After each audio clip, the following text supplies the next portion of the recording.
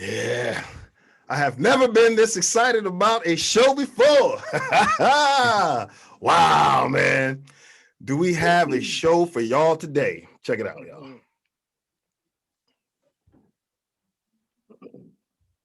Yeah, we do. We're gonna jazz it up for them. All those people who weren't fans before, especially if you're in the NFC East, you're gonna want to tune in.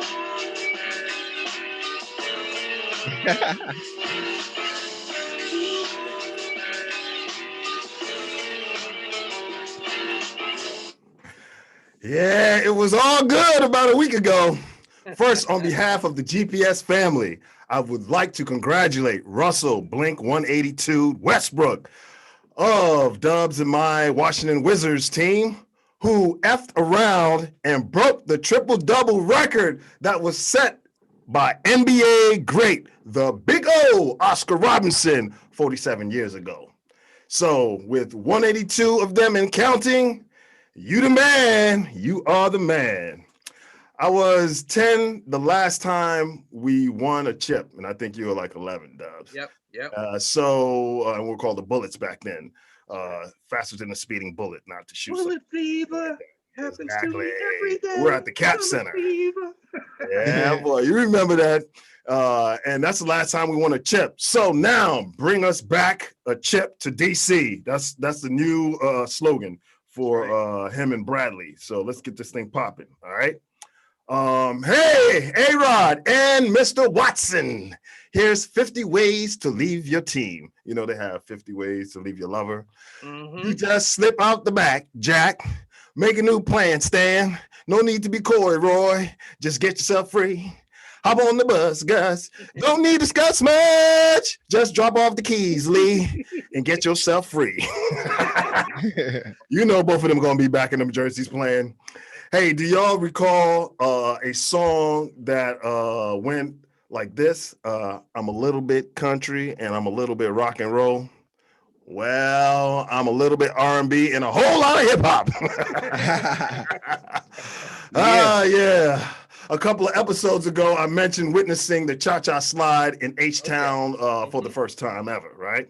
Mm-hmm. But really, what went on was when I was asked by the shorty if I knew what the Cha-Cha Slide was, and I didn't know, being the player that I was intrigued. I'm going to keep it 100 because that's what we do here on 500-Pound Gorilla in the Zoom, all right? My filthy mind thought it was something free. So I replied, no, but I would love for you to teach me. Man, was I disappointed. I'll let y'all hear me, fam. Yeah, man. I thought it was something real freaky. I was like, cha-cha, cha-cha. Okay. No, but I'm sure I could get into it. Back.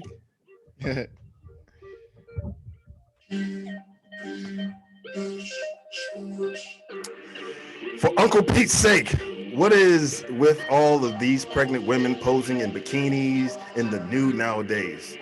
Did someone expose their fetish and now all of us have to witness this bullshit? Child, please put some clothes on that ass. I just want to express myself. Cocky pop. I'm just speaking up for all those who don't want that smoke, because I ain't scared of you mother suckers. Okay? Yeah, we move different here on GPS, fam. Shout out to my brother Kyrie. Okay, let the hype begin again, my friends. Playing? You're talking about playing? Yeah. Go ahead and smack that notification bell, then like, then share, and subscribe to Gorilla, and it's spelled Guerrilla Podcast Sports by way of YouTube, Facebook, Twitter, Instagram, and more platforms to come in the very near future. Take the extra mile and see how lonely but rewarding it is. Let's get it. Keeping it centennial without celebrating the years. That means keeping it 100. Too hot to handle, too cold to hold. What's poppin'? Hey, and greetings to our listeners and viewers. Often imitated, but never ever duplicated.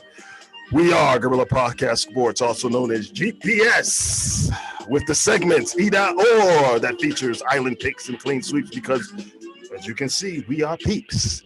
The Grapevine and the 500-Pound Gorilla in the Zoom. Yes, sir. Look, we're not trying to reinvent the wheel, but we just don't want to wait 100 years before we place him at the bottom of a suitcase. So let's keep it moving because we got to give the people what they want and need, you dig?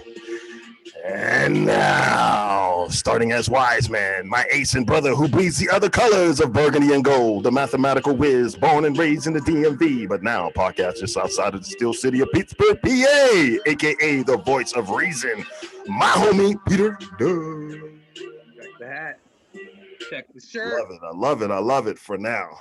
Yeah, all that memorabilia will be sent to Africa next year. We don't need it no more. And now, pointing forward, leading the youth movement, an Eagles fan from Day Uno, music producer and DJ, aka KOTJ, creating masterpieces in the labs and on the wheels still. But like a modern day power forward, he drops jewels and dimes all the time with inside scoops and solid picks as a podcaster with a tremendous upside. Our man, Chris. Stop hoarding gas. I thought we went to the toilet tissue thing already. And eggs, by the way. I got my gas last night, 30. So did I. And I filled it up. Shame on me.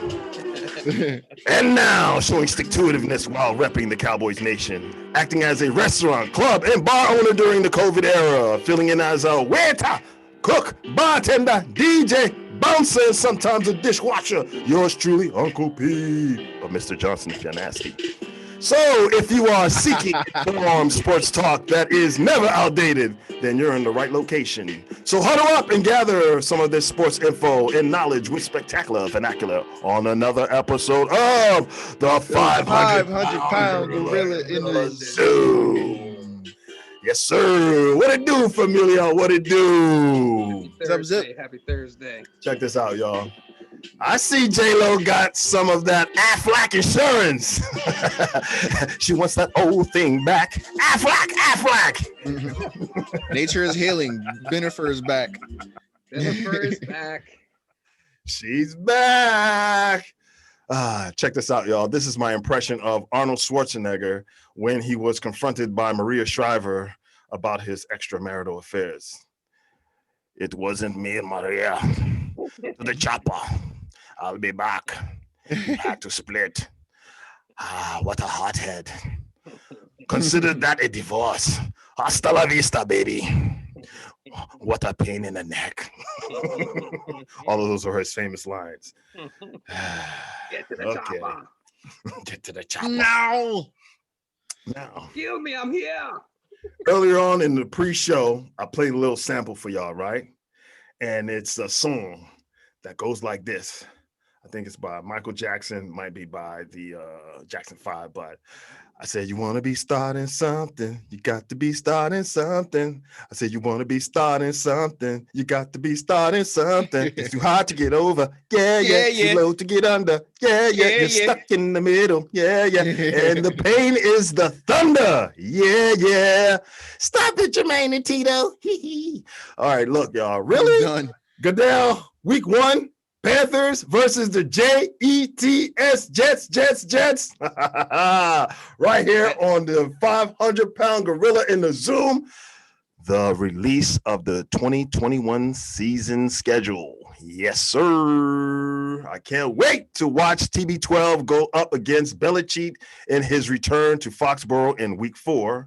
My biggest question is, will the New England Patriot faithful boo or cheer Benedict Arnold? Let's find out. He gets chairs. Come on, he got him 6 rings. Yeah, they're gonna cheer for him. Yeah, they're gonna get the whole pre-game video little tribute. You know what they do? They do the national anthem and stuff like that. Mm-hmm. Especially those dudes around our age, Dubz, because as you can recall, before he showed up, the New England Patriots were they weren't getting any love. So Tom Brady brought 6. Yeah, y'all better. And 6 more than most teams in the NFL combined have. So you got to cheer that man on when he comes. Now, once the game starts, hopefully they'll wish for him to have a good game, but still lose the game. I mean, that's how I roll. You know, like when John Wall doesn't play with us or whoever left, you know, I mean, I root for you to have a good game, but for y'all to lose, take that L. Right. Also, Brady Sr. is salivating over the matchup between the Bucks and the Patriots. Oh yeah. He's gonna be in attendance as well. He's a maniac. I mean, well, his son is a maniac. I mean, he's like, he's the creator of the maniac. Exactly. He gave him birth. I was listening to something last night, right? And this girl was complaining on this show. It was, I think, 90 Day Fiance. She's like, well, we have to carry the baby for 9 months. He was like, I had to carry the baby too before that. My cojones. Yeah, y'all. This is the NFC East Chronicles back once again with the schedule release. Okay. So how are we gonna kick it off? Let me see. How are we gonna kick this thing off?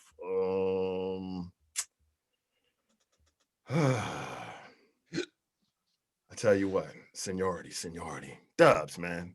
Tell us a little bit about your schedule that you see and how you think it's going to pan out for y'all. Well, the thing that kind of stands out to me is the fact that the NFL is once again trying to do whatever they can to make our division look like doo-doo. Because if you notice, for all three of our teams, we ain't talking about those midgets. No. All three of our teams, the last 4 or 5 of our games are all division games.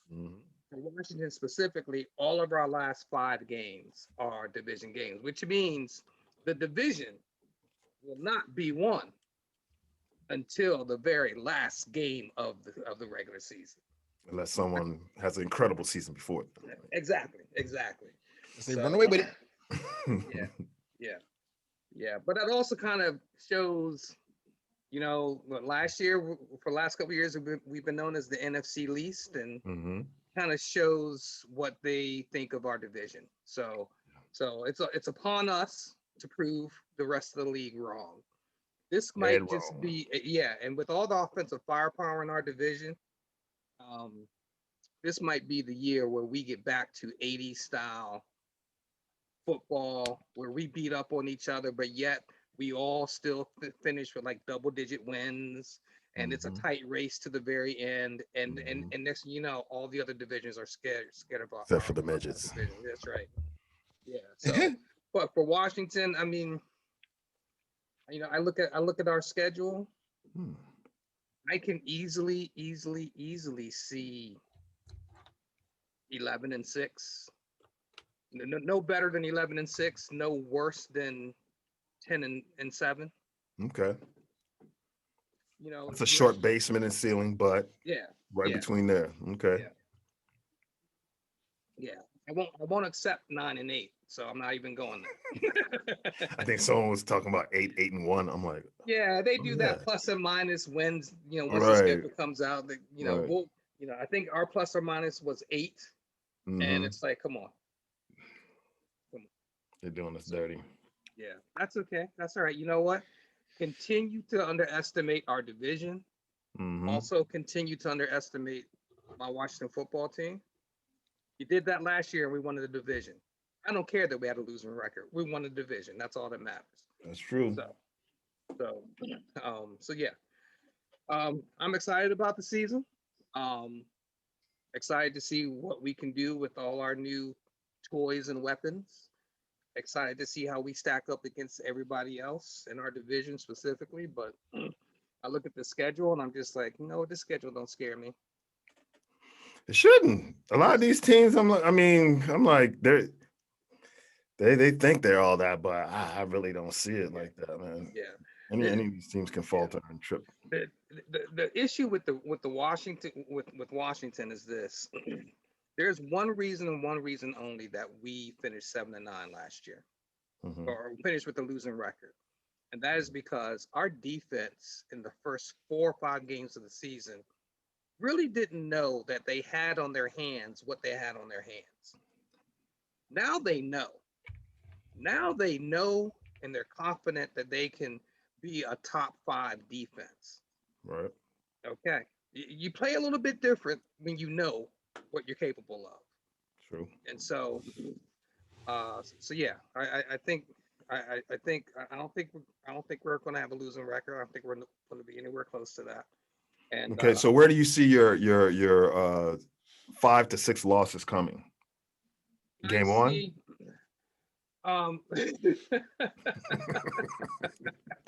The Chargers got a new coach, though. I really don't see a new coach. Yeah, who's their coach? Do you know? I don't know. I can't even think of his name. Yeah. So I'm gonna hate admitting this, but every time I think it's going to happen, it doesn't happen. So I'm going to chalk down at least one loss to the Giants. Okay. Okay. I don't know which one that'll be, but I'll give one loss to the Giants. So you rather have it early? I think if it's going to happen, it'll probably be earlier than late. I'd rather it be early. I'd be okay with it being early instead of being that last one. Right. Because we play Giants. They're our last game, and it's on the road. So Buffalo's going to be tough. Yeah, one loss to the Giants, one loss to Buffalo, a loss to Kansas City. I wonder what Atlanta's new passing attack is going to look like, because you guys have them week 4. We got them week 1. Yeah. We'll find out. Yeah, we'll find out. We'll see if we have issues covering Pitts or not. Right. Really, and Julio and Ridley. Ridley Jones and Pitts. Yep. Yeah, Kansas City, Green Bay. We don't know if Aaron Rodgers is going to be back. Like I said, get on the bus, Gus. Right. And, I will give us one loss to Dallas. I'll even give us one loss to Philly. Only one? Okay. I'll even give us one loss to Philly. So that's 5 losses right there. Okay. And what about Tampa? Okay, that's what I'm talking about, boy. Take them down. Yeah, because, I know one person who ain't scared of Tom Brady, and that's Fitzmagic. That's right. On the other side, right. He's like, man. That's right. We down 5. So last drive. Yeah. I and maybe I'll give us either a loss to Seattle or a loss to the Raiders on the road. But that's it. I'm giving us no more than 6 losses. Got you. Okay. So that's it. So those 6 losses include one loss to each of our division teams. Okay, and 11 and 6, man. 11-6. First 17 game season in history. Regular season game. First time in quite some time that there's a repeat champion in our division. Thank you very much. All right. Somebody got to break that string sooner or later. And somebody if you says y'all, not us. Hey, then all you gotta do is get a Sharpie out and change that 20 to a 1. And then the ones they sent to Africa, they can do the same thing and it'll seem current, basically. That's right. Right. B, what you got for us, man? This team has more question marks than a girlfriend finding out some girl just liked your picture on Instagram and commenting under it. So I'm on the fence. Right. Either we go 7 wins. That's my base. Like we can go 7 wins, or above expectation 9. We're not getting double-digit wins. Okay. All right. Keeping it realistic. It's just too much in the air, up in the air for us. Defensively, I don't even know what's going on. Are we getting any more cornerback help? New coaches. We drafted 1, and we got Slay. Right. We need a couple more. Like I'm not sure what the current depth that we have. I'm not comfortable with that. And it's just some of these teams that I feel like they'll just bounce back, because we've got the Falcons and Niners the first 2 weeks. Your first 6 games are scorchers. Yes. Falcons, Niners, Cowboys, Chiefs, Panthers, Bucks. Wow. That whole stretch alone, I'm already worried. It's just like, So the only easy one there is Carolina. By the time you get to them, or Atlanta, maybe it might be Atlanta. That division is top heavy, man. We're seeing all of us are seeing the NFC South and AFC West this season, and then a couple picks from the 4th place from the other divisions, it's just a toss up when it comes to a lot of these games. And I mean, the Chargers, I know like that might be a loss. The Lions, history against them is up and down right now. So last game we lost. Yeah, and we got Goff now, and I hate seeing Jared Goff. So if he shredders himself when he played against us when he was on the Rams, then we might be taking an L there. But I'm like, it's just too many offensive firepower heavy teams that I'm like, we might not eke that out. But yeah, seven wins probably on my low end, 9 wins on my high end. Maybe 3-3 in the division or 2-4. Because I think Washington might sweep us. We might get one from the Giants and one from the boys.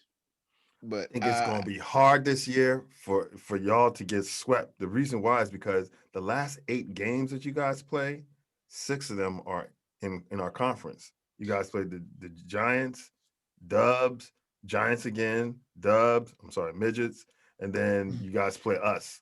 So for the last game. So 1, 2, 3, 4, 5. So 5 out of the last 6. Right. That's whew. So I think that the familiarity, which is like you just beat me a week and a half ago or a week, 2 weeks ago, like I know what I can do that close together. You know what I mean? It's almost like an NBA series type thing. Yeah. But so there's hope. And I tell you, it's just too much. It's too much of a toss up. I don't know what they're gonna do with Sirianni, but the acquisition of the current roster right now, running backs, is really interesting. Kerryon Johnson, Boston Scott, Miles Sanders. We got Gainwell in the 5th round, and a couple of picks we got last year. But are we going to keep all of them? Like it's I don't know, but I hope we keep.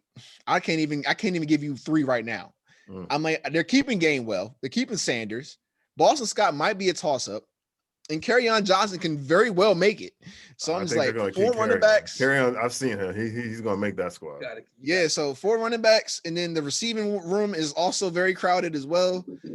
Some of those pieces that we drafted last year might have to go, either Quez Watkins or Hightower, but Hightower was dropping passes in big moments. Right. So he might see better. the door. Right. To get better, somebody got to go. It's a lot of roster toss-ups. It's a lot of questions on how the offense is going to run, how the defense is going to run. It will be interesting because we have a solid running linebacker in Eric Wilson. We got a couple. We'll see what the second-year guys do. I mean, they didn't see much burn, but we got rid of Nathan Do-Nothing Gary. I'm so glad he's gone. So I'm a little bit more confident in the middle of our defense. But we need more cornerback help, and we're seeing a lot of wide receiver heavy teams in the first couple of weeks. So those might be the punch in the mouth, and then we might get back on track toward the middle of the season. Yeah. It's going to be a long season, 18 weeks of it. So strap it up. So what else? Is that what you got? That's it? I mean, that's about it. I mean, that's all I got. I can't. It's too much up in the air right now. I can't. We can only speculate. Preseason, I don't even know what's going on. Chris is being cautiously optimistic. Exactly. New coach, new coordinators, it's a lot of new. A lot of new. So you don't know what you have. New doesn't translate well to the NFL unless you got that juice. So we'll see. A lot like it's all the coaching staff is like not even over 40 yet. A lot of the coaching staff is not even over 40. I want to be cautiously optimistic myself, but this dude right here. With Dak back, do you feel you have the best team in the NFC East? Yes. Absolutely. I answered it. It's okay. Why do you say that? I mean, as I said, I think this partnership, says it, right? That ensures their faith in me. And as I said, as a guy that lives by faith, is knowing that you have a family, you have an organization that says, we want you at the forefront, go do it. That's everything. Because I want to give them everything that they want, everything they invested in. And as I said, if I manifest it, if I put everything in, it'll happen in the back end. I'm just excited to be on the front end of this, and we'll all be celebrating when it pays off. Now that sounds like a quarterback who has something to prove, especially when we see the midgets who got him injured. So before we get to that, I want to get to this.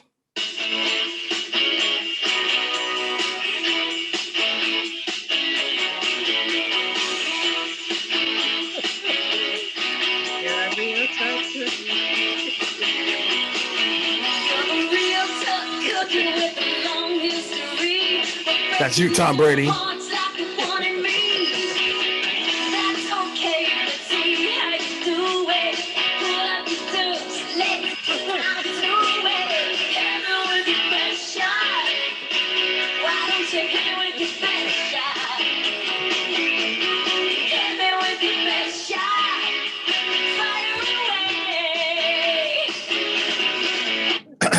Thank you, Pat Benatar.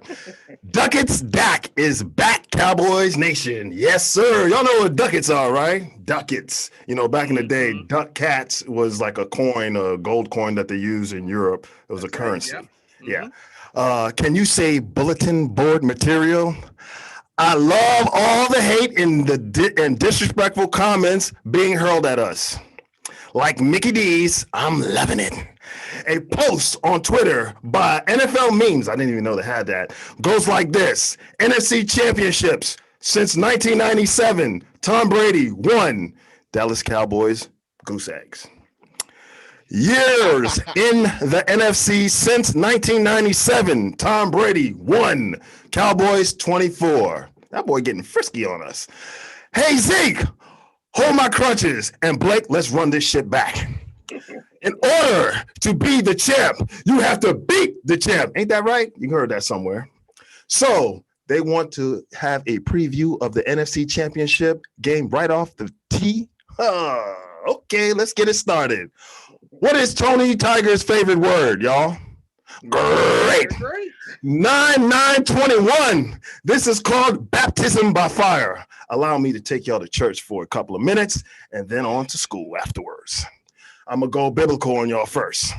From the book of Peter, Peter chapter 1, verses 7. These have come so that the proven genuineness of your faith and character is more valuable than gold, which, though perishable, is refined by fire, that may result in praise, glory, and honor at the revelation of Jesus Christ. This is the best thing that could have happened to my young defensive players, which is playing the defending champs in their first ever professional game. What a litmus test. Meaning, in chemistry, litmus test, a test of acidity or alkalinity using litmus. What applies here is a decisively indicative test. Win, lose, or draw, which the latter Chris B's Fecal Eagles know all about. This should set the tempo for the rest of the season. I don't know about y'all, fam, but I'd rather be the hunter than the hunted. Let's go. Which brings us to the second softest schedule in the entire NFL due to our third place finish in the NFC East last season. Chris B and them, I think, have the first or second ahead of us.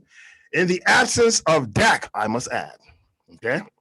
We don't fear the NFC South, nor do we the AFC West, because they're top heavy. You have Brady in Tampa Bay, and then you have in the AFC West, the guys who faced them and lost to them in the Super Bowl, which was the Kansas City Chiefs. Do y'all remember the season of 2015 after Romo got injured? Well, because of that 4-12 season, we had the 4th overall pick in Zeke and drafted Dak in the 4th round. And then our fortunes changed. Well, in 2016, during Dak and Zeke's rookie campaign, my Cowboys went 13-3. Deja voodoo on YouTube again, because we broke out the broom and swept the division. Go check it. So unless that bad man, Aaron Rodgers, is walking through the FedEx tunnel, or a young Eli or Donovan out of the respective locker rooms, it's a sweeps, peeps. Dr. Quinn, the medicine man, I call him, should be able to heal that ailing defense from 2020, better scheme, and better players. Now let's run down this 2021 schedule. All right. All right. What do we have? Can you say weak ass schedule? I mean, y'all finished third place, so you get the third place teams. Yeah, I love it because, like I said, when Tony Romo got hurt that year, we were 4-12. We played last place, so it was slim pickings. So I look at it like that. They start off the top. No one's giving us. And I love it. No one's giving us a chance. Everybody's picking Tampa Bay, blow us out, whatever. He can dissect defense. Our defense will be too young, yada, yada, yada. They're all learning something new, whatever. But he still is the GOAT. Yeah. But, hey, even the GOAT grows a gray beard and gets old. So Father Time, like we said, is undefeated, and so is gravity. So we'll see what happens. Oh, game one. Game two happens to be who is it? The Los Angeles Chargers. We're gonna be looking like my man. What's his name said? Our Michael Irvin, our Dallas Cowboy great. We're gonna be looking so fine and so fine. All right. So we're gonna take that out, right? Then we got y'all Eagles coming up. Then we got the Carolina Panthers. Then we got the Midgets. Then we got New England. If we win that first game, we could be 6-0 going into the bye week, y'all. That's what I'm talking about. Yeah, y'all heard it here first. I don't stutter. I don't blink. Huh? What's that? Sounds mad ambitious. Oh, it doesn't. Because look, my man Dak already told me all that stuff is behind now. They know who to follow. Everybody in the locker room, take your place. Dak is going to be here for the next 4 years. Like they said on Forbes or whatever today, he's the 4th highest paid athlete in the world. Go check it. All right. So we already know he got his money. He's straight. After that, we got coming off the bye week. We got Minnesota. Okay. Denver. Okay. Atlanta. Okay. Then we got Kansas City. So we're going to play the Super Bowl chance twice. So it might be a preview of the Super Bowl. And before that, the first game, we might have a preview of the NFC Championship. Don't frown on me, Chris. All right, look. About the Rams. Totally forgot about the Rams. Like, you just disrespecting we forgot about the Rams. Rams what? Who you think we're scared of? Matthew Stafford in a new offense? I would be. I'm not. Dak's been there for a minute, and we ain't gonna get Deshaun Jackson, the burner. Come on. Are they on? We don't even play them unless we play them in the playoffs. Revenge. Okay. Okay. We have Las Vegas after that. Deshaun Jackson's with the Rams. Yes. Yeah, he's with the Rams. Cooper Kupp, Robert Woods, Deshaun Jackson. He's with the Rams until he gets hurt. We all know that. I'm trying to tell you, it's y'all you're sleeping on the Rams. Okay, we'll see. And then after that, we played the New Orleans Saints. Everything you want. You know who the New Orleans Saints quarterback is? Oh yeah, Crab Legs Winston. All right, look. Then we go down to our division, like we talked about earlier. The last 5 games are four against divisional opponents, and 1's against Arizona. What I tell you earlier, sweep. I rest my case. Moving on. There's not much to talk. They kind of laid out the season for us. They put the best team that we're going to play first, and then after that, we got a couple of whatever. Just count the victories. I look forward to counting the victories. Now, I don't know. What did you pick, Chris? You said you guys might go 7, and then okay. Check this out, y'all. I got us at 13-4. Boom, and that's the basement. Y'all can figure out the rest. I ain't even gonna say nothing. But when it happens, I want y'all to remember this rant on this GPS episode and say, "Damn, that boy knew what he was talking about." Because I'm looking at the schedule. And like there might be some changes, but the changes that I'm looking at, unless the Atlanta Falcons catch fire and Winston does something and the Midgets do something, they're who we thought they were. We know who they are. We know who they are. You remember our man Kenny Wigmore? Yeah. You remember the phrase he coined? A friend with weed is a friend indeed. Well, guess what? I want to know what you smoking. Woo! I would like to add, I hate that everyone likes to put the strength of schedule on past team on the last season's records and saying, "Oh, this team has the easiest schedule." I'm like, I don't. Things change. Things do change from year to year. But after the first 4 weeks, that's when I think. But unless you lost a quarterback through injury, which is the most important position on the field. I'm not going by last year. Let them go by last year if they want to be like, oh, the Cowboys are going to be like that. Nah, not when Dak was leading the league in passing prior to that. And if our defense is anywhere near middle of the pack, oh, we on. Free Momia channel live. Eat them up. Eat them up. Don't even let them breathe. Pass the Dutchie. Pass the Dutchie. Keep that foot on their throat. And by the way, I used to smoke, but now I'm just high on life, baby. So all this I'm talking right now is facts, Jax. Make a new plan, Sam. Don't need to be coy, Roy. I ain't got to be coy with y'all. I'm telling you like it is. All right, look. I believe in Jalen Hurts. Okay. Yeah, I believe in him too, but I think in his first season as a starting QB full time, I'll put him in the middle of the pack because he's still, making that adjustment to, and look, I know he's going to try to make into a new offense. Exactly. And I'm going to see him try to do some hero ball out there. We know, when you got legs and you can run. Smart. That boy's smart. I'm trying to tell y'all, he's more cerebral than y'all think.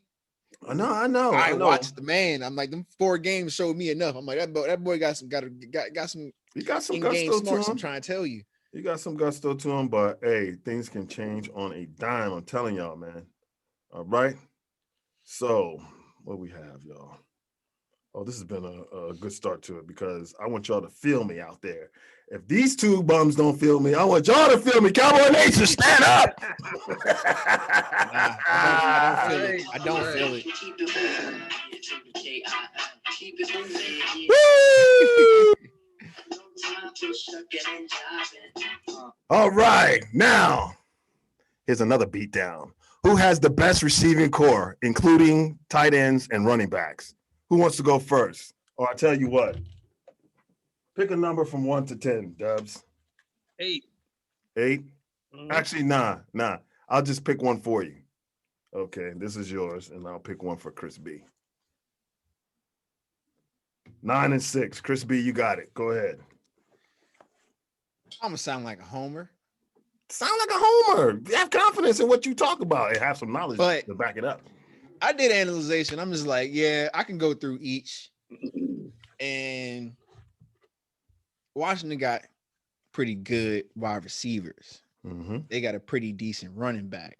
Mm-hmm. The tight end is a toss-up. Same with Dallas. Pretty decent receiver, pretty decent running back. Toss-up. And you can even say something about the midgets because Ingram is so inconsistent. He's just as hype as anything that's in New York. Yeah, he drops a lot of balls. But the one offense that I am the most confident in when everybody on that roster is a stud in their position, and I am 100% ready to see them go at it, is my Eagles. Okay. Come on. You got it. You already got the man, the rookie sensations about to show out. You got Rieger about to show out. Mm-hmm. We still got Fulgham. Y'all didn't see. Y'all don't know. Y'all remember that man? Remember that name again? The ODU darling. Oh yeah. Woo! I'm trying to tell you. The boy got the size, the smarts, and the patience. He's the first one I got on my list for y'all. Yep. I'm trying to tell you, that man's going to show out. He's going to show y'all that he was NFL ready. And thank you again, Lions. So imagine a backfield with Miles Sanders, Kerryon Johnson, Boston Scott, and you can even throw Kenneth Gainwell in there.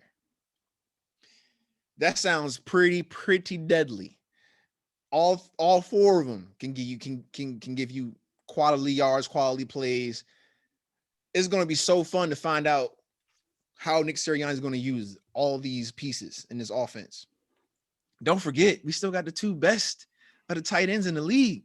He's going to be still rock, paper, scissors to see who starts first. Ertz is on the roster still. They're going to have to race. They're going to have to run the 40 again. Rock, paper, scissors. You're number 2 receiver. Go ahead. But Ertz is still on the roster, and we still got Goddard. Mm-hmm. I'm so like, it's the depth chart right now for me is so question marky. I'm just like, we got so many good guys now, but if anything, we got all the offensive pieces that we need now. We got our weapons. We're ready to use them. And I'm saying this now. We have the best wide receiving core, tight end, and running back. You got Jalen Reagor. Did you mention Jalen? Yeah. Yes. Okay. Yes. Miles Sanders. Yes. Okay. Right. All of them. I said everybody. And I'll even book it. I'll even go say my man Miles is going to go for 1K this season. You mean both receiving and rushing, or just rushing? 1K just rushing. Okay. Woo! I was about to say. I don't know both because he don't need to do both now. He's going to be the workhorse, and then we're going to use all the other ones as where the chips may fall.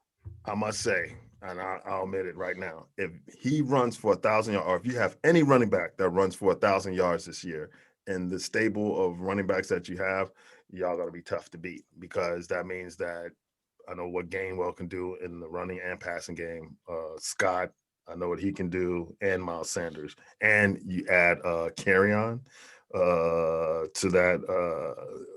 How do you pronounce the name? Carry-On? Carry-On Johnson, yeah. Carry on. You're going to carry on with Carry-On. Yes, he is. Yeah, and Gainwell is going to gain well.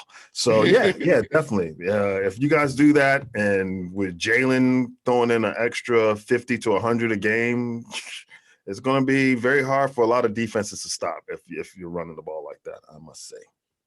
Okay. You rest your case? Oh, yeah, the best. Number one. The floor is yours, Dubz. All right, so first and foremost, we're all going to be homers here, okay? Let's call spade a spade. Let's keep one thing straight. Let's get one thing straight out the box. Okay? Right. So, Chris, there's something you didn't say about your team. And Pete, the only way you're going to say this about your team is because you're hearing me say it. So, well, let's hear it. And that is, I don't care who plays quarterback for us. Whoever plays quarterback for us this year, our quarterbacks combined are going to pass for more than 6,000 yards. Period. What about your running game? So you're just trying to tell me? We're going to have a running back. We're going to have one running back hit 1,000. We're going to have another running back hit maybe 500 or 600. And with our receiving core and tight ends and our running backs, our quarterbacks are going to throw for a combined 6,000 yards. No, has that ever been done before? I don't think so. I don't think so. That's the record break. So you're saying Fitzmagic is going to be able to break the record. Fitzpatrick, by the way. We call him Fitzmagic. No. I'm saying our quarterbacks combined. Oh, okay, with Heineke as well. Okay. Our quarterbacks combined. Because he's going to get benched. Fitzmagic going to get benched. And when he gets benched, that means Heineke's going to have to throw for 400 a game, just about. Which he could do. Look, he almost did it against the Super Bowl champs. Right, which he can do. I'm not saying he can't do it. Yeah. But it's going to be tough.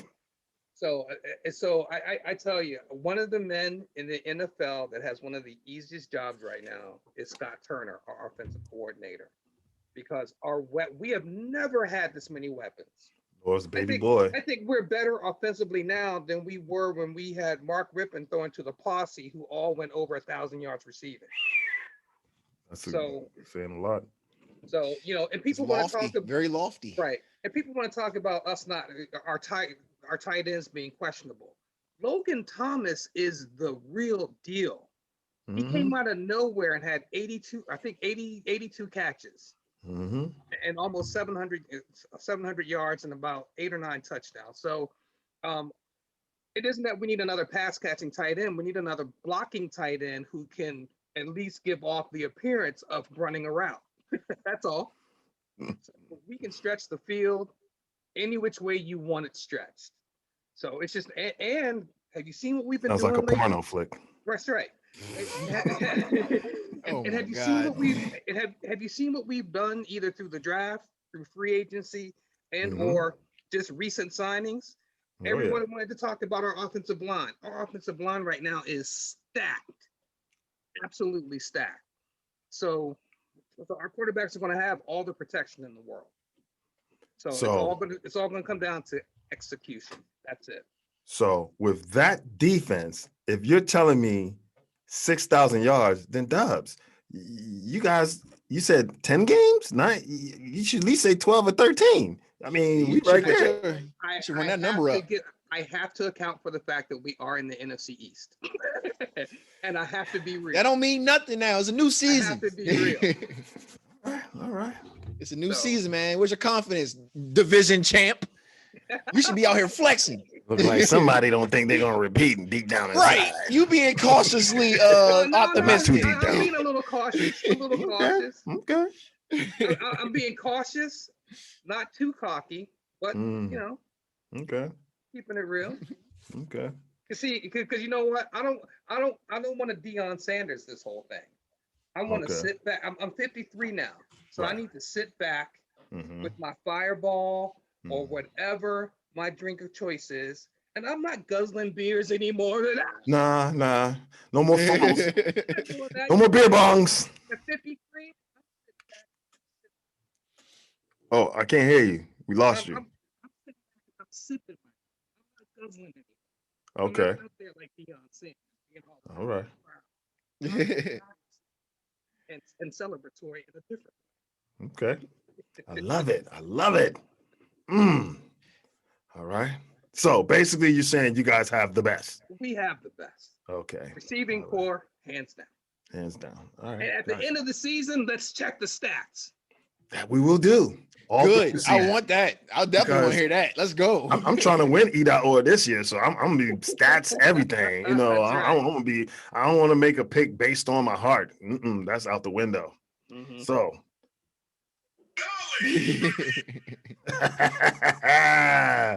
All right down my alley, boy. Okay. Well, like he alluded to earlier, we're all going to be homers. We're all going to, pump our teams up. But some of these guys are blowing smoke up your butt, but I'm going to tell you guys the truth. All right. Wide receiver, Amari Cooper. That's Amari. Michael Gallup. Cedarian Lamb, a.k.a. CeeDee Lamb. Cedric, the entertainer, and Semi from Coming to America. Tight end, Blake Jarwin. Dalton Dutch Schultz.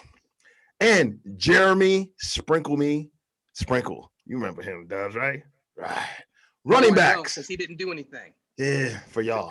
Running backs. Y'all ain't know who was going to be quarterback. I mean, with what was the guy who plays in Pittsburgh now? Oh, yeah. That guy. It wasn't going to happen. Running backs, Tony T.P. Pollard.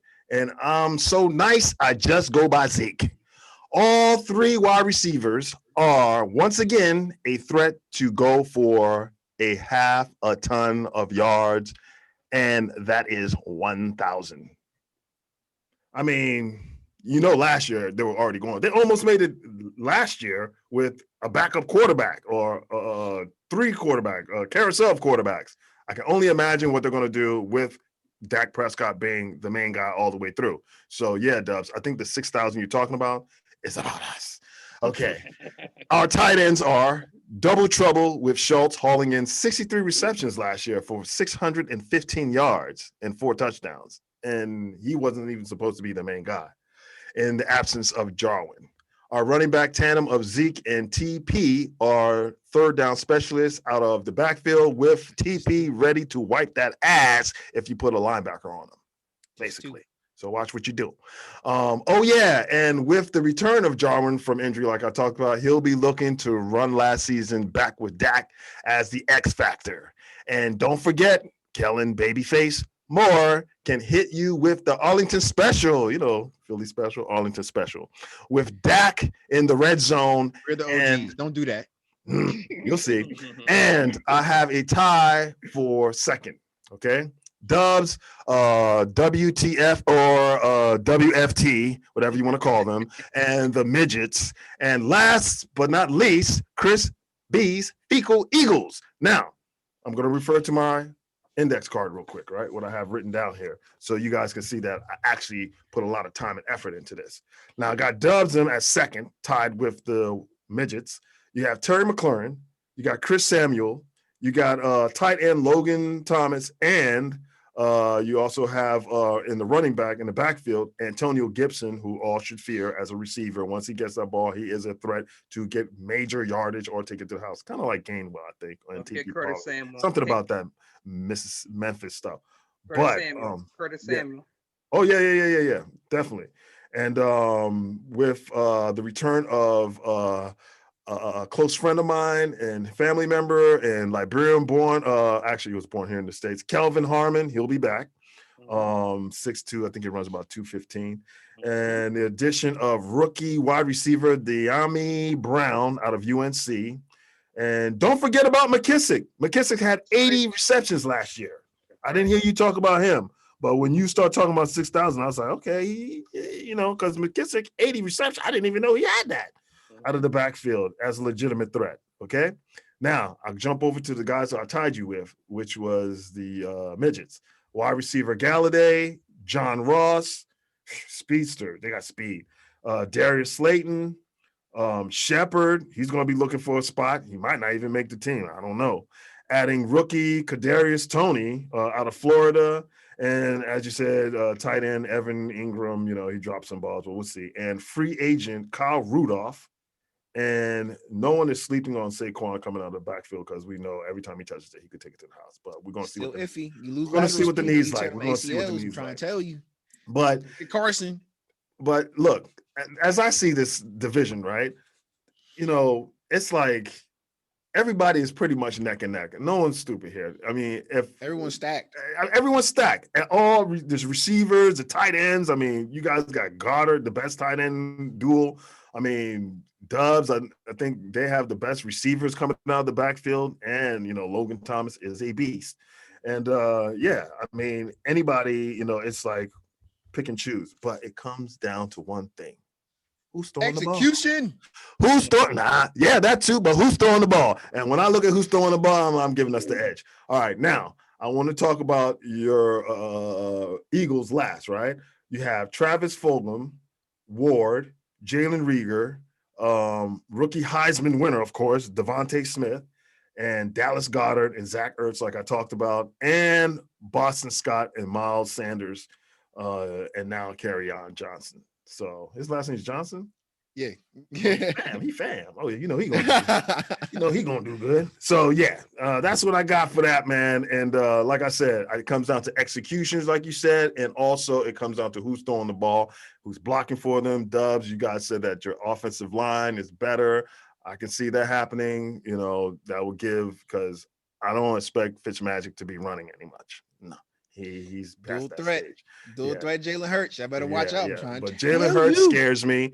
Even Danny Tenpenny's kind of scares me once he leaves the pockets, because we know he can. He's pretty fast. Yeah, he got his boogie on. He's an athlete. He's going to trip over his own two. Yes, he's definitely going to do that. A turf monster grabbed him. No, just let him go. He going to trip. Yeah, so it makes for a very interesting season, man. There's going to be some things going on, some things that we expected, and some things we did not expect. So, what we got? Oh yeah, I'll tell you what's popping. We're gonna stay in the NFL. Here we go. Which rookie QB has the best chance of winning a playoff game as a starter in the 2021 NFL season? But before I let you tackle that, Chris, I see, we might as well be working for ESPN and all the other, because their headlines are stealing it's the same thing. And if we do it the week before, they come back and they do it the following week. It's amazing how similar all of our, so let's just run with it, man. Go ahead, Chris B.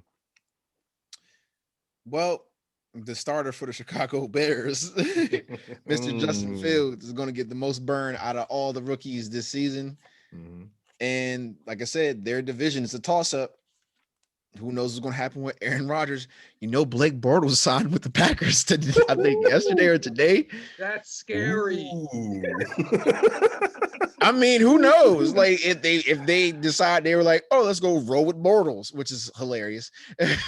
You go from Aaron Rodgers to Blake Bortles is going to be hilarious. But if they roll with Bortles, I'm going to say fire the GM right away, because why would you pick Love the following year move up to get him or whatever, and then bring he's in not. Bortles.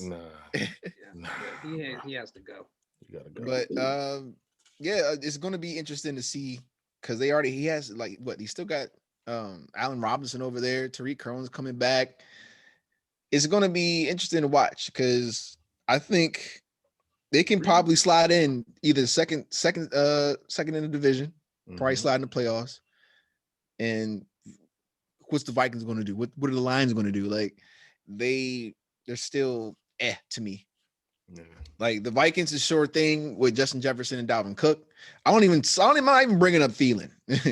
And Jared Goff, as you know, is Jared Goff. So once again, question mark. And I just think Fields definitely has a shot. Okay. Dubs. So I do think Fields has a shot because I do think that, and this may be out the box, but I think that bad man Aaron Rodgers is serious. He's serious. I seriously think he will not suit up for the Packers this year. Pack your bags. I think he is going to find a way to not suit up, and that makes that division wide open. And the Bears could easily win that division. However, my choice is Trey Lance. Because I can clearly see Jimmy G getting him there, Jimmy G getting injured, and Trey Lance having to start in the playoffs. Oh, man. And that would be exciting to see. That would turn the playoffs on his end because second string, no film, rookie. Exactly that. All the burn.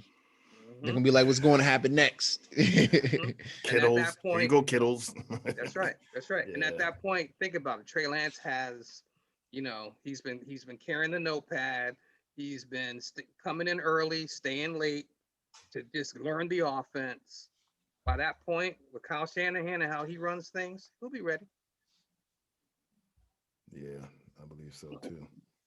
And as injury prone as Jimmy G is, yeah, I don't trust Jimmy G. Yeah. When it comes to them type of things. I might have to slide that, but I'm still in the fields. I'm still in the fields. Okay. Well, like I said, Pete's think alike, old man Pete. I got Trey Lance because he has the best supporting cast, and we all know Jimmy G string usually gets injured. That's it. Way around it. Jimmy G. How many guys started last year for San Francisco? We had their whole depth chart. Right. We had Beathard. Yeah. We had so Mickens, Mullins.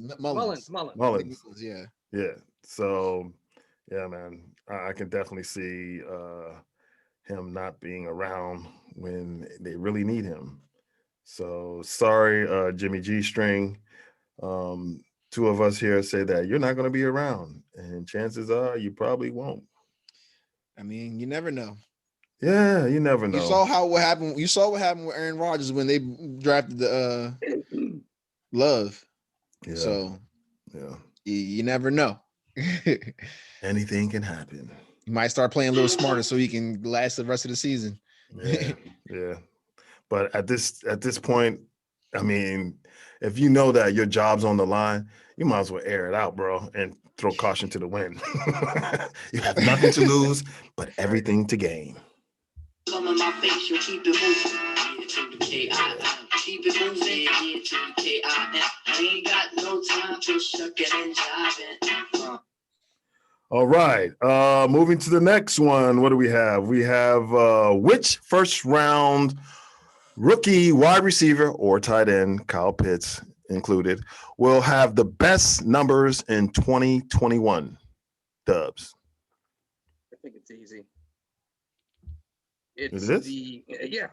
Mm-hmm. This is going to be the 2.0 version of Tua Tagovailoa and Jalen Waddle. In Miami. Okay. I like that. I didn't see that coming. Yeah. I didn't see it coming. The reason why is because it's another college team up, man. Yeah, This is they the know year each of college other. team ups. They know each other. He Yeah. knows where he likes to catch the ball, where to throw it. Mm-hmm. I think it's a match made in heaven, man. Yeah. I think he's out the gate. He's going to be Tua's favorite receiver. Mm-hmm. Who else do they have? Is Parker still on that? Parker's still on there, but yeah, I mean, but it's a drop off after that. But after Parker and Waddle, there's a big drop off. Okay, so I see why you're saying him. You're gonna be force feeding him. Mm-hmm. Yeah, get them numbers. Okay. Yep. B, who you got? Is it just that simple for you too? I'm looking over your shoulder. You know who it is. It's the best college reunion. They talked about this when they were in school together. They were like, yo, it would be crazy if we both play on the same team in the NFL together. Oh yeah. Now look what happened. Are you serious? If you're going to put the Dolphins defense next to the Eagles, Dolphins offense next to the Eagles offense, I think Devontae Smith is going to have a field day. Are you serious? We have all these weapons. I'll give you Sanders, Fulgham, and I'll even throw in Goddard. Those three alone can eat. You throw this man in the mix, he's always going to be open. Like, come on, Jalen. Especially in that first game, because they're going to be playing Atlanta Falcons team that I saw what they were giving up last year. I don't know. It's a new scheme, new everything. There's a lot of new pieces moving around on defense. So, yeah, I can see that coming out the gate. But how it happens after that, what transpires, we shall see. It's then the numbers that Jalen Hurts put up in those games when he rushing and passing against the Cardinals, against the Saints. Come on. Like, he looked like he's ready and chomping at the bit to show everybody that I'm that dude. However, he didn't make that mistake, y'all. We got rid of Carson for a reason. And then I'm trying to come on. What scares me? It's a no-brainer. What scares me about the numbers with that guy is this. I know that when things break down, Jalen gets outside that pocket. That kid has enough speed, like Deshaun Jackson, that if he gets behind you, he's just gonna put it up, and that could be scary. So we'll see. That's why they play the games. All right. So that's who y'all have, right? Okay. Drum roll. I don't want to surprise y'all now. Who y'all think this might be? Yeah, it's Kyle Pitts, y'all. Because Matty Lice won't be scratching his head this season when Julio is on one side, Ridley's on the other side, and are locked up on the outside. It's a no-brainer. A huge target, 6'6", 245 in the middle of the freaking field for checkdowns for a older Matty Ice. That's how I see it panning out. So I'm going with my man to put up them big numbers in the middle of the field all day. And then once he catches it too, if you're worrying about them two dudes, man. Anyway, y'all gonna get a taste of it the first game of the season. So offensively, I know what they should be able to do against. It might be a shootout. Yeah, that's what I'm saying. 1 p.m. Defensively, it might be a shootout. It could be a high-scoring game. So we shall see. That's why they play the games, y'all. That's why they play the games. All right, moving on. Oh, I like this one. Who will have a better rookie season? Najee Harris or Travis Etienne? Now, this could have been for E.or, but instead, we're just going to keep this right in the middle. Now, this is more yards from scrimmage, receptions, and touchdowns. B. I'm going Najee Harris. The Steelers really needed a running back. They're going to be leaning heavy on it. And you know how Mike Tomlin rolled. So just off that strength alone, I was like, when these fell to the Steelers, I'm like, he might actually do some damage now because they were chopping at the bit for a solid running back, and now they got it. Ben's getting old. They're going to be leaning on him a lot.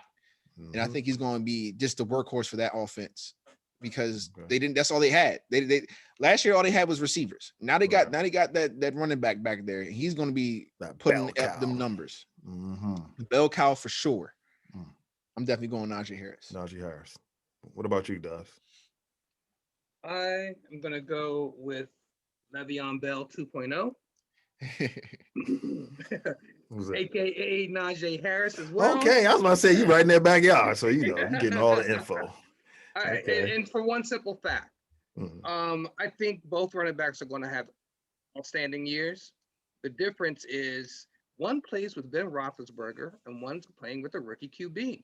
And what do defenses do to rookie QBs? They load 8 men in the box on a regular basis and dare him to beat him with his arm. Yep. So, yeah. Najee Harris is my pick. Najee Harris. All right, y'all, check it out. It's a clean sweep because we are beat.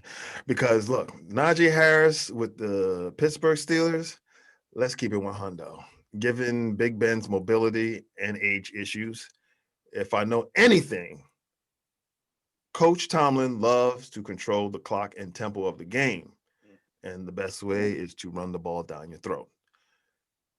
Looking at Etienne, is Robinson still there? Their leading rusher from last year, who was undrafted or something like that? Yeah, so he's going to have to share the load right then and there. So once I see them sharing the load and, like you said, loading the box, nah, I don't see him getting off like that. But we could be wrong. Maybe, Myers is just the, cream of the crop when it comes to designing plays for in the NFL now, and he's going to come up with some schemes to break them loose, but I don't think so. So it's a clean sweep, Najee Harris. Did you hear what Myers said about Robinson after that incredible rookie year he had? He said, he's okay. Maybe he's trying to motivate him, or maybe he just don't know what the hell he's talking about, because last I checked, he got Tim Tebow still there. Is it Tebow time? Oh, my It's goodness. T.E. Tebow time. Let's not even go Tight end Tebow. Let's not even go into that, man. That's just so disgusting. Yeah, that's a different subject. Yeah, everybody's already been talking about we're it. going to tackle that next week, guys. Yeah, we're going to talk about our disgust and to disdain for that. Yeah. A whole nother segment. Yeah, that's a whole segment set away for that. So this is what we're going to do. Don't come in my face, you keep it moving. Yeah, to the K-I-M. Keep it moving. Yeah, to the K-I-M. I ain't got no time for shucking and jiving. We got Major League Baseball in his house. And who's the man with the plan? Who's going to tackle that for us? No other than your man, Peter Dubz. Oh, my man, I'm telling you. Major League Baseball, this is just already, we're 40 games in, and this is an absolute crazy season already. Is it? Yeah, it's been wild from the jump, man. Got lots of stuff going on, but I'm going to focus on two different items here. Did you guys know that there are two brand new teams in Major League Baseball this season? No. Two brand new teams. They have to be in the same division of all things. Okay. The first team is a team owned by Jimmy Superfly Snuka. Superfly, SF, San Francisco. Not the San Francisco Giants. It's the San Francisco Flyants, because they are flying. Yeah, they are. This is a team that is leading their division right now, where the Dodgers were heavily favored. This is a team that finished 29-31 last year. We drank the Kool-Aid, y'all. Yeah, we did. This team is now 22-14, leading the division, and all of their numbers, pitching, batting, fielding, all their numbers are up. I'm not even going to go into all those details. The fact that they are where they are, and I know it's early in the season, we're only 40 games in, almost 40 games in, but there's a player on that team, their catcher, who forever has held that team together. That team has only been down when he has been injured, but when he's playing, they're a much better team. Yeah, and it's amazing what they've done so far. And the thing is, I think they're going to give San Diego and the LA team a run for their money. Nobody saw it coming. I didn't see it coming, but it's there, and I think it's real. So that's one new team. The other new team, when you go away on vacation, you might hang out at the lounge. You may, lay down in the Chase Lounge. Either way, there's lots of lounging going on vacation, right? Right. So there's another new team in the same division. They're called the Loungers, the LA Loungers. LAD used to stand for LA Dodgers. Now it stands for laying ass down. California teams, they lay back, man. I'll tell you, laid back is all get out, man. Look, let me just throw these numbers at you. 4-10 in one-run games. 4-10 in one-run games. Okay. Most one-run losses in all of Major League Baseball this season. Oof. No bueno. 5 straight. This is your World Series champion. 5 straight series losses. Losing, that's their longest series losing streak in 10 years. Oof. 4 of their 5 opponents during those 5 series losses were below 500. Ugh. Okay. 217 batting average during that span. Second worst average in all of Major League Baseball. Here's the key stat. 3-9. 3 wins, 9 losses. And games started by their top 3 pitching. Kershaw, Bauer, and Buechler. Last year, those 3 pitchers were combined 12-6 in a shortened season. Right. 3-9. They're in trouble. Yeah.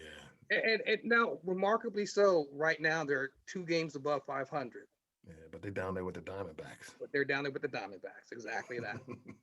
Exactly that. So those are the 2 new teams: the San Francisco Flyers and the LA Loungers.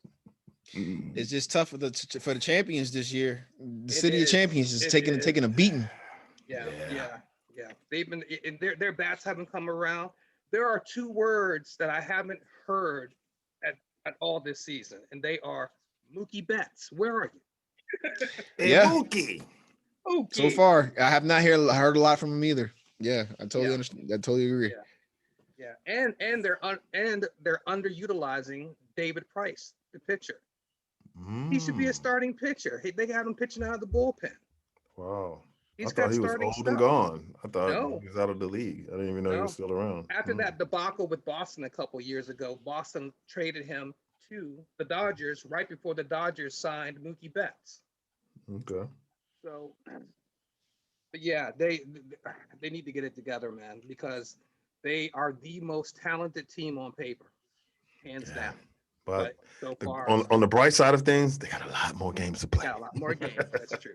That's true. Again, it is early. Yeah. So, what else you got for us? We just had the NFL draft.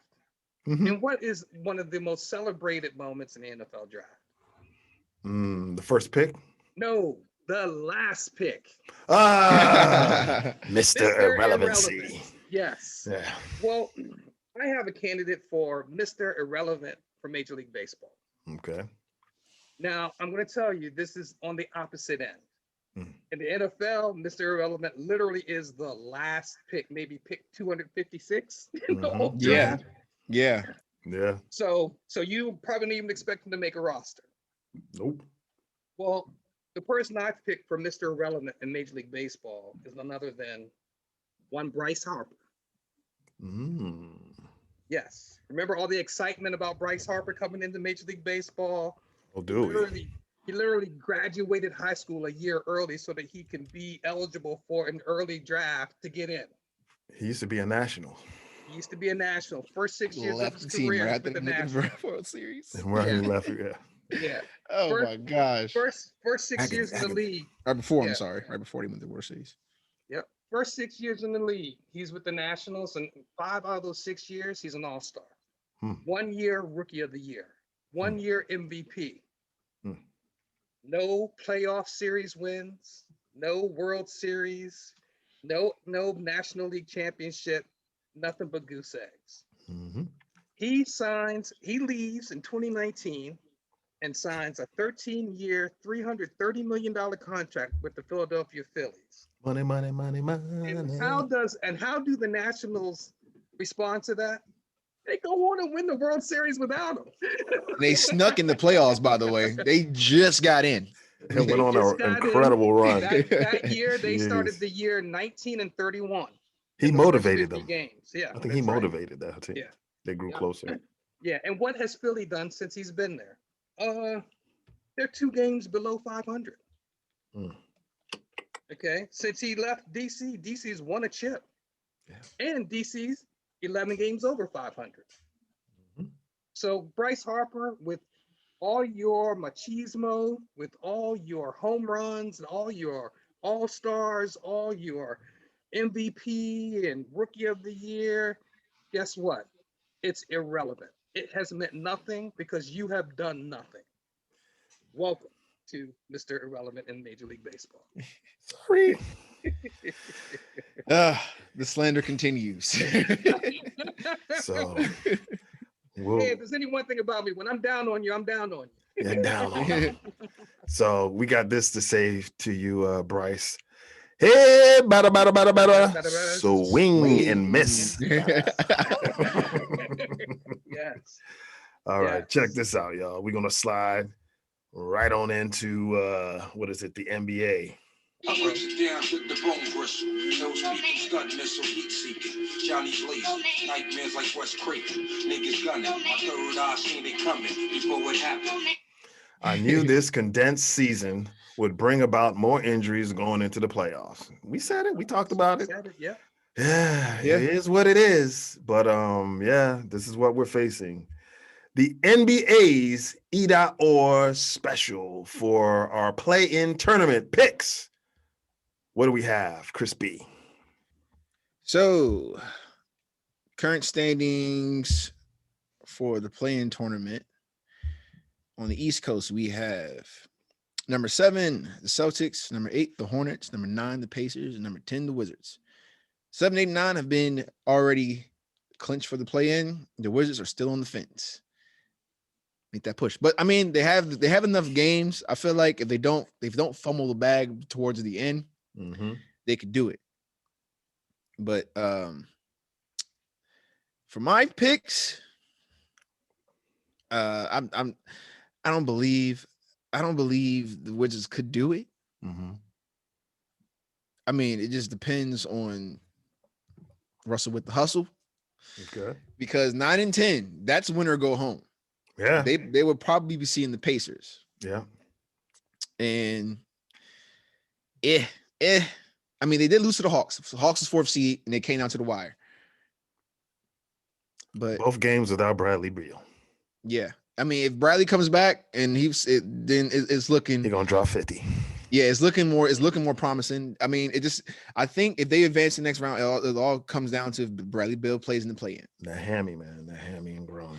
And those injuries, those injuries like that, they linger. You don't know how long they're gonna take. No timetable. Big question mark. So that's all contingent on Bradley Beal. And for my picks, though, I think it's so far as looking. This is going to be Celtics Hornets. They're going to advance. I feel like the Celtics might eke past them in the first round, and then the Hornets plays whoever wins the 9 and 10 game. The Hornets win because of LaMelo. Okay. So the Rook gets his first year in the playoffs. Wow. On the West side, you already know what's going on over here. You already know. 7 Lakers, 8 Warriors, 9 Grizzlies, 10 Spurs. Boy. The Lakers are just praying for the Blazers or Mavericks to fumble the bag to see if they can get the 6th seed. But the way they're running things right now, it's looking like they're resting up their best players, i.e. LeBron and AD, for the play-in.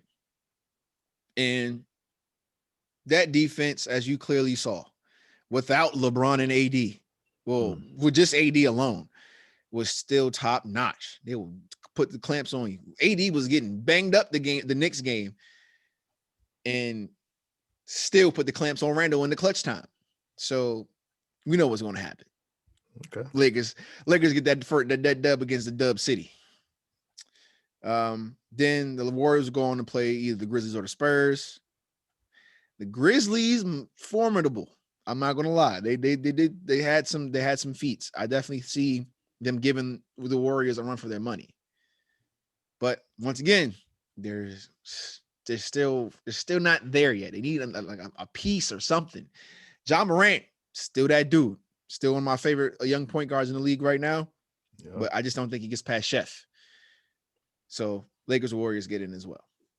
Okay. And of course, even if the Lakers the Lakers don't want the 6th seed because then they have to see the Clippers. They don't want to see the Clippers in the first round after coming off injuries. They want to see the Suns. Mm-hmm. They definitely want to see the Suns. You saw what they did to them. Mm-hmm. Without their players. I'm like, come on. They want us. It's chess, not checkers. LeBron is playing a cerebral game. He wants to make that second run, but it starts in that first round, and that's what's going to get them back on it. The way, like I said, the way they've been playing on the defensive end, pretty formidable. And watch out, Drummond's been getting in his groove. He's been getting double-digit rebounds and points. That's what they brought him there to do. Now, when the two big dogs get back and Schroeder's getting back this weekend, I think it's gonna be fun. But I'm like, the Warriors not getting past that Lakers team. I'm sorry. Steph Curry didn't know what to say when they asked him, how would you feel if you saw the Lakers in the play-in tournament? He had no words because he already knew what's going to come. AD, LeBron, Drummond, Schroeder, KC3, you can throw him in there. Like the depth is going to be relentless against that team. It's going to be fun. Can you allow Drummond to get 25 fouls? Draymond. They don't have to worry about that though. They don't have to worry about it because Gasol been putting in quality minutes too. All right. So those are my picks for the play-in tournament. Okay, Dubz, what you got? So I have a major seismic shift coming up in the play-in tournament. And of course, since this is Homer Day on GPS Sports podcast, I'm going with my Washington Wizards. So I have, all right. So in the East, you've got Charlotte 8. I have Charlotte at the 8, Charlotte at 7. No, it's Celtics, Hornets, Pacers, Wizards. Celtics, Hornets. Okay. So 7 through 10. All right. So I have Charlotte beating Boston. Okay. And then I have Washington beating Indiana. And then I have Washington beating Charlotte. Washington will therefore jump from 10 to the 7th seed. And then who they play? The Nets. They are first a round matchup nightmare for. Yeah, it is a matchup nightmare. Yeah. And then Russell might get his revenge in the East on the East side. Exactly. See, don't come up with any injuries. You want to see that. Yeah. That would be some popcorn. That'd be some popcorn series right there. Right. Out the gate. Yeah. So basically you got the Celtics and the Wizards. No. Hornets and Wizards. Hornets and Wizards. Okay. Yeah. Okay. Got you. Now out west, when I look at the West, I think about Ray Lewis and Tom Brady in the NFL because there's some incredible tape on those two during their careers, and you have tape of Ray Lewis on the sideline talking to his teammates, trying to pump them up, saying, "This is Tom Brady. This is not checkers. This is chess."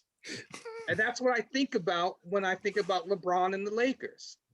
The Lakers are number 7. They're going to beat number 8 Golden State. Memphis at number 9 is going to beat number 10 San Antonio. The Lakers then will beat Memphis, and the Lakers will maintain that 7th seed, and Memphis will be the 8th seed.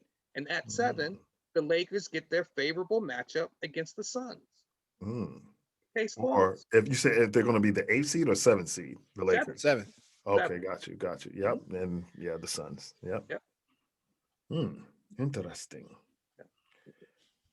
All right. Well, mine's not that complicated. I have basically the Celtics and the Wizards. Both those teams filling in the 7th and 8th spot. Which order, I don't know yet.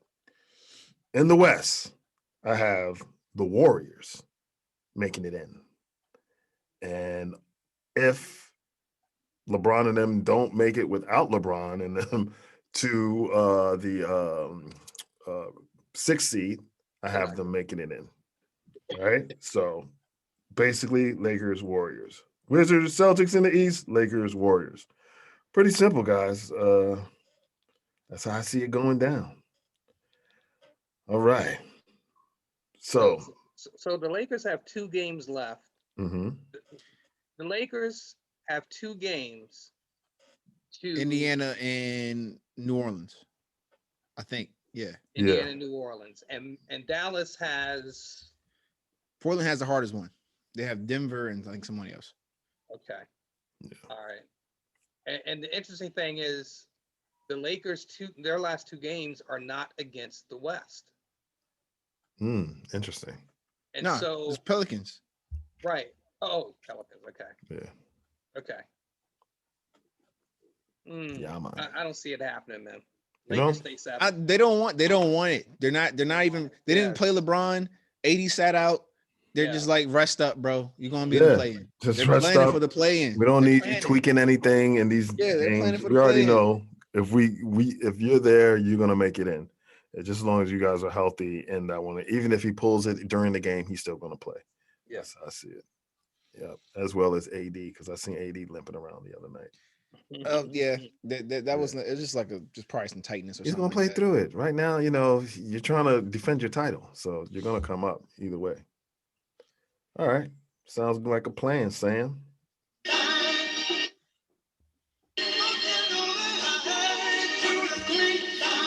Oh yeah, we heard it through the grapevine. Oh boy, here we go again.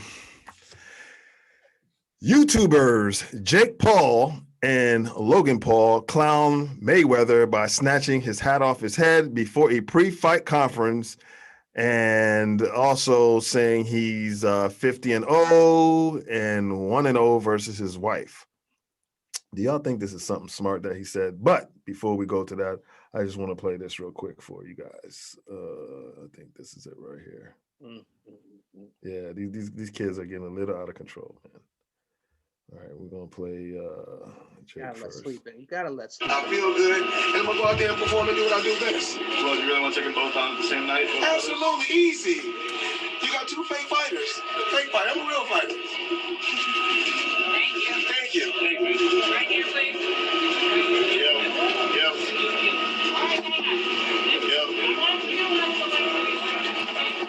Looking over here. What's up? You wanna run it 2 in one night? What's up? You want to run it 2 in one night? Absolutely. You want to run it 2 in one night? Absolutely. Let's do it. Let's make it happen. Yes, sir. Get the paperwork for this bum. Get Al Hammond. Absolutely. I'll be Hammond. Let me call Al Hammond. I'm my own boss. Got your hat. Got your hat. Clown, man. It's really paying off. I also want to do this. Google AdSense really pays off. I know what he did to the country of Japan. So guess what? You have to pay for what you did to Japan. Is this you trying to rally an entire country around you? So, well, I know what you did to your wife. One thing. Floyd's 50-0. Nah, he's 51-1. You beat his wife too. He's entitled to feel how he wants to feel. Say what he want to say. Let's go there. My thing is this: you have to always have proof. You can never go by hearsay. Always have proof. So one thing they know about me. Are you reading from the teleprompter? But one thing that I do. Oh no, you can't read.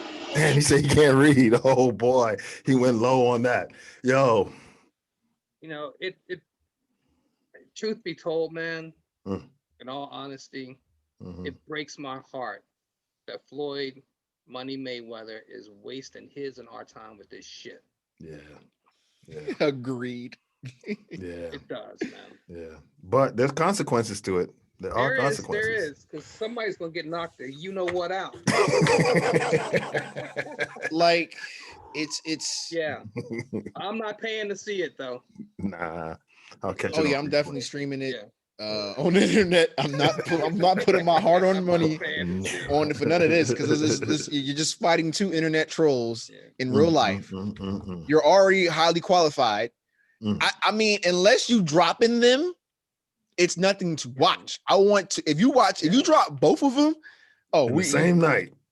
Oh man, that he still got it. Like he should go take a real card. You know what I'm saying? It's like Floyd, you have absolutely nothing to prove to anybody, not even yourself. I think he just wants the extra 20 million, 15 to 20, just to say and just say he did what he did. And seeing these guys run around, and it might have something to do with maybe him and because he said he was going to train what's name to do a rematch, Nate Robinson. Yeah. He's just like, you know what? Because he said some other things in that went along the racial lines, and then dude was like, I'm for your people. Well, that night our people ain't gonna be for you. I can tell you that because it sounds like this. It sounds like this to me. Talking about me blasting. Is you busting still or is you flashing? Talking out your asshole. Don't ever, this is something I know for a fact, and I think y'all know this too. Don't ever take off a black man's headwear, especially when he doesn't have a fresh cut. And don't speak on his wife either. Maybe his side piece, that might be okay, but don't speak about his wife. I see Floyd really hurting Logan Paul, y'all. Drop him in the first. Drop him in the first round. Yeah, and because of the spanking he'll put on Logan, he will advise Jake not to step in the ring with a real fighter, an undefeated champion at that, in Money Mayweather. And I hope he talks some Ali type shit to him while he waxes that ass. This putting an end to all of these shenanigans, sending them back to YouTube and social media, searching for likes and subscribers. And the next bell they'll be coming out to will be the notification bell. Ding, ding. It's funny. Bro. Isn't it like a size, the difference between both of them? Yo, it only it don't matter. Fighter. But if they were fighting in street fight, okay, I'll give them a chance. But hands, nah. First of all, they're not even gonna be able to hit him, and he's just gonna be tattooing them. And them Panthers if they don't have on headgear, it's gonna get ugly. They're gonna stop the fight. I know that much. I want faces pummeled. I want melon-sized whelps. Oh yeah. Man. I want them to work on it. I want them to chip away. You know what I'm saying? Because the worst type of death is like by 31 slashes. Someone with a razor blade, they just nick, and then you bleed out. Nah, bro. So look, man, we spend enough time on them fake fighters, YouTubers, because we already know what the outcome is. Like you said, we ain't gonna waste our money or more time on that. But I do want to spend a little time on this. Now that Kobe is no longer with us, which NBA player, past or present, would make a terrific NBA commissioner? Chris B. It's a lot of names that come up. It's just a lot, but a lot of them on the ownership tip. But commissioner, you running the whole league, so I don't know. It's like I would like to see. I would want to see Shaq do it because it's just him, but he's just so charismatic. This man's hustling. This man got his doctorate. This man he's DJing. There was even an ad in Staples. This man's selling office chairs. You mean to tell me he can't run the league? Come on. Wow, he's leaving no stone unturned, boy. I'm trying. He's the number one bag getter. I'm like, get that money. I ain't mad at you, bro. I'm like, Shaq should definitely look for the big one. Okay, so you got Shaq. All right, Dubz. I got two solid choices for you. Okay. Grant Hill. I like that. I like that one. And Steve Smith. Yeah. You got it right on the head right there. Yeah. Past players, I'm going for one of those two. And I'm leaning more towards Grant because Grant is clean cut. You ain't gonna find no dirt on Grant. I can tell you that now. He's like obese. You know what I'm saying? That's right, man. Yeah. Okay. If you were to narrow it down, who would you choose? Grant. Okay. Got you. Yeah. All right. For me, I have Steph Spicy Curry. Back in the day, there was a Canon camera commercial. You remember it, Dubz, with Andre Agassi? And it goes like this: image is everything. Steph is well-spoken, married to the woman who bared all of his children. He has a father, a bro, who played and is playing in the NBA. His sister is married to a teammate, one of B. Moore's finest, Damian Lee. And by the way, his brother Seth is married to Doc Rivers' daughter. And his brother-in-law happens to be in the league as well, Austin Rivers. So he knows the NBA well. Let's not underestimate also his prowess on the links, playing golf, which allows him to walk through many corridors and doors to get things done. Plus, he's pals with Obama and other influential people in the world. And I haven't heard of him in these streets being messy. So, no side pieces and no thigh, neck, or face tats. That's important too now. Tied for second, I have Richard Jefferson and B.B. King. Bradley Beal, that is. Even with all them tats, I still got that. That'd be fun.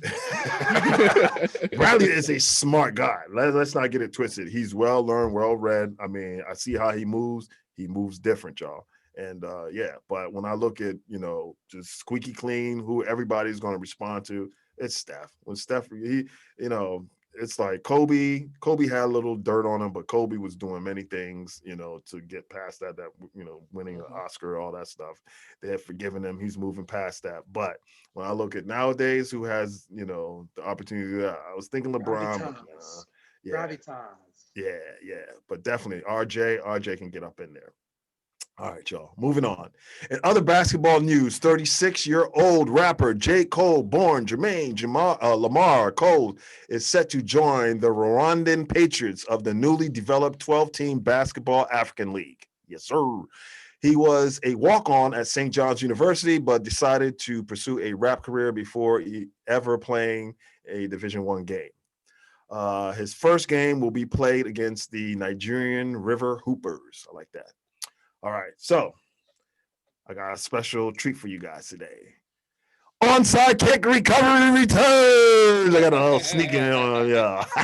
Yeah, I didn't see that one coming. Okay, here we go. I got a number for you, Dubz, and one for Chris. Oh, it's Dubz at 10, the highest. Chris, you had 8. All right, so this is how we're going to knock it down, right? Which QB had the most passing touchdowns in his rookie year? A, Dan Marino.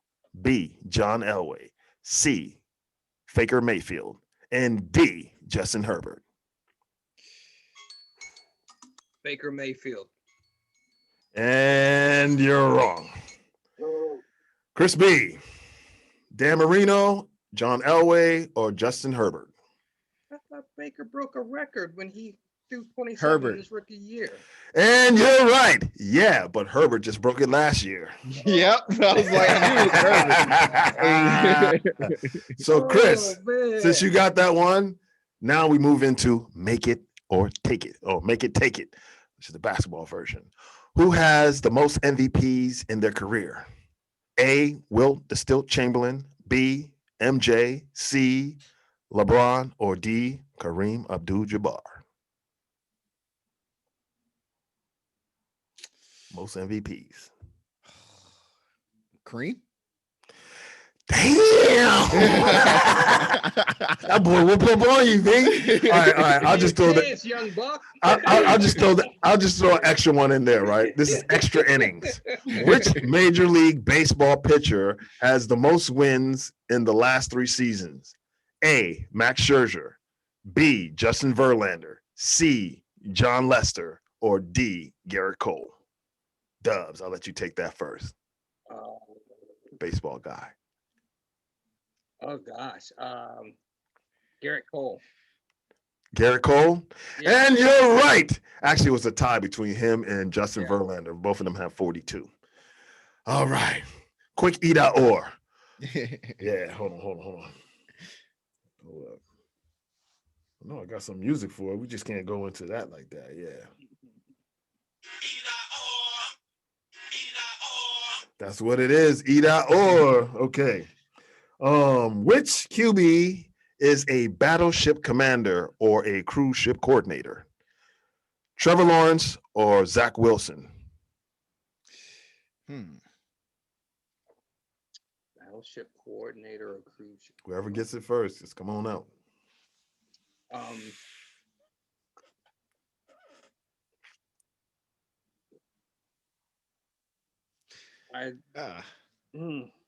It's a tough one for you. Yeah, it is. Yeah. No, man. What? Who's a battleship commander or who is a cruise ship coordinator? Over here, fellas, we have this. Who you think that is? All right, I'll help you out. That's Zach Wilson. Zach Wilson is what? The cruise ship. Cruise ship. Cruise ship. There you go.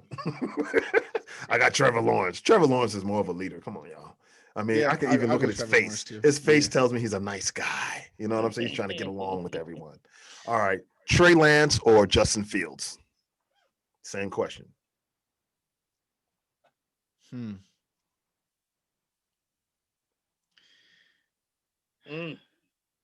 that's a tough one. This is even harder. Yeah.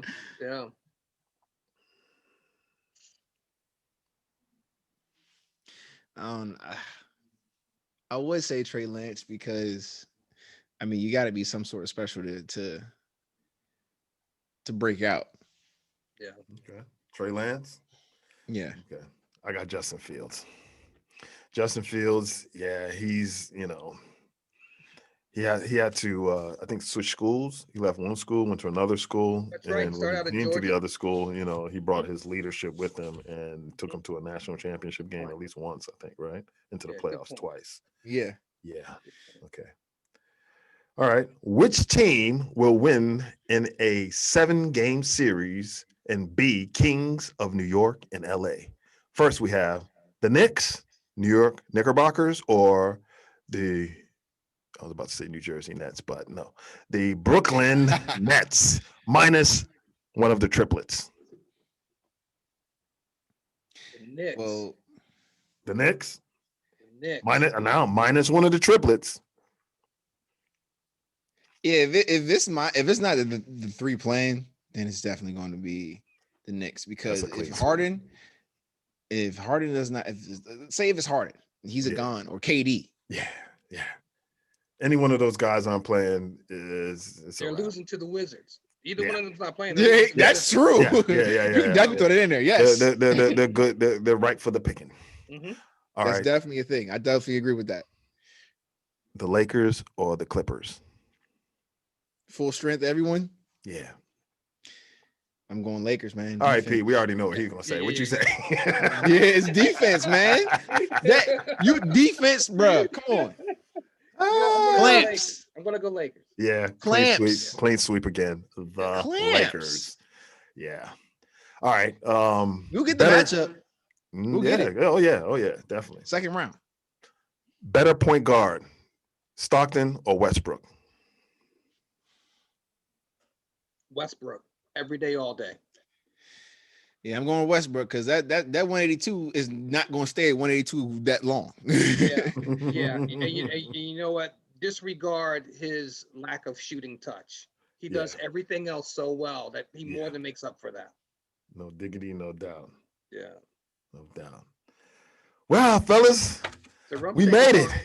You remember those rump shaker parties, Pete? Oh, yeah. I remember the rump shaker parties. What was her name? Dimples. Remember Dimples? I still had that glitter on me when I got home. Where you getting that glitter from? I work in AV. Anything can happen, Don't hate the game. They brought it Don't hate the player, hate the game. That's right. Did I ever tell you about that strand of hair that they found? I won't call her name, near the vanity mirror. They put it in the envelope on the table. And I came home, I was like, whose hairs are these? I was like, what the hell? I was like, damn, this bitch is a damn detective. Hey, y'all, I can't wait to get to the unidentified boy. Boy, we got some stories. We got people that are mic'd up and stuff like that. You know the job we do, Chris. Yeah. Anywhere from Angelina Jolie to Dick Cheney. I mic'd them all, man. I got some good stories for y'all. A lie has many variations, but the truth none. Also, the truth runs marathons and lies run sprints. Let it marinate. Men lie, women lie, Bennifer lied. Yeah, I get it. Saving your face. They're just saving face. Child, please. Everybody don't want that. Death by suicide, fam. The Bill Belichick of horse racing, Bob Baffert lied. Hey, y'all. Siri lied. I went to Syria. Asperger's syndrome, not Asperger. Luca lied. Magic lied. I love you, Magic and Russ, but Magic ain't keeping it 100, so I'll do it for him. You couldn't put up those type of numbers in your heyday because in this era, there's a lot of missed shots and quick shots too. Plus, Kareem and Worthy were great rebounders. Bron lied because a high ankle sprain will not railroad your career, fam. And Achilles, yeah. He's playing the game. He's playing chess. Yeah, man. Chess. I got so you. When he comes back, I'm like, what? Zach was. He ain't gonna be fooling me. He's getting ready for his movie role. He's being dramatic. Jimbo Fisher lied. Y'all know Jimbo. Just as long as Saban is at Alabama, y'all be taking L's, okay? And I guess I lied too. It's Tebow time. No one called that. Even the Pope and Mother Teresa told some lies, but never has a ball on my eyes. Shout out to my man Rasheed Wallace. I would like to say a quick Eid al-Fitr and Eid Mubarak to all our Muslim brothers and sisters and viewers.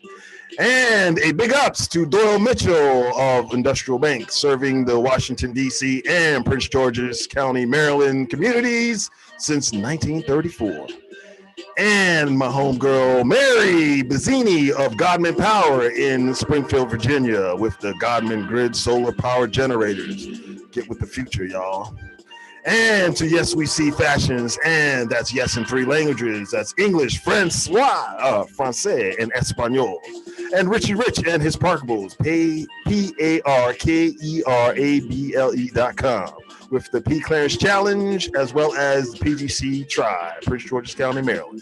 Also to Aleem and Joe with Storytime Productions. And last but not least, D2, aka DJ Swig and Swig Entertainment.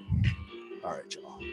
And like cicadas told the underground after 17 years, corduroys in the spring. You know it does. It makes your butt, you know.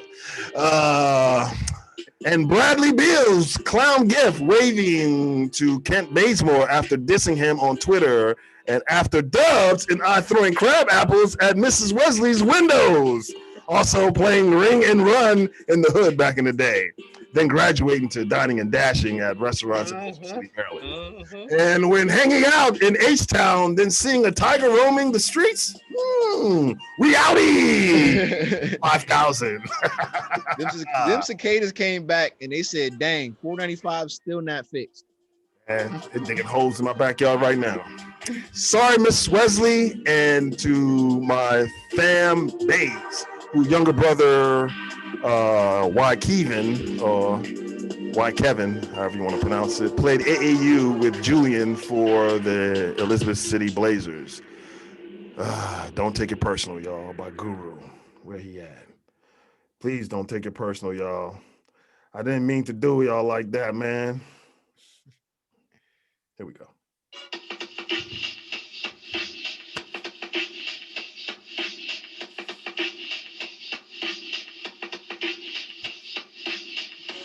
You know, you ever heard this before, Chris? Listen, check it out. Oh, I got catalogs of this stuff. This is Guru. Rest in peace. I never thought that you would grab me, undermine me, and backstab me, but I can see clearly now the rain is gone, the pain is gone, but what you did was still wrong. There was a few times Like Gangstar. That sounds like Gangstar. It does. That's all I was like. Yeah, yeah. Oh, okay. Yeah, I was like, that sounds like Nevertheless, cleverness can impress, because now you've been exposed like a person undressed. Oh, I didn't even think of him. Need to add him to my son's list. Man, all our rappers are gone, man. Yeah, it's just like you reach 50, then it's just done. Like you middle age, and then I'm out. Like that's weird. It's throwing me off. Let's try to keep them around, y'all. No, like about 2 years ago, 2-3 years Really? ago. I didn't even know that. Yeah, man. Guru gone, man. And I met him at this hotel, the Marriott in DC, Tech World, they called it. It was like an early morning. I was going in for a shift. He was leaving with like 3 groupies, man. I was like, yo, Guru. He was like, oh, man, what's up?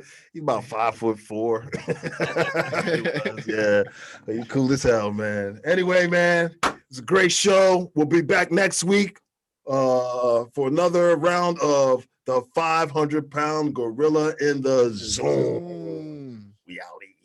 5,000. Right.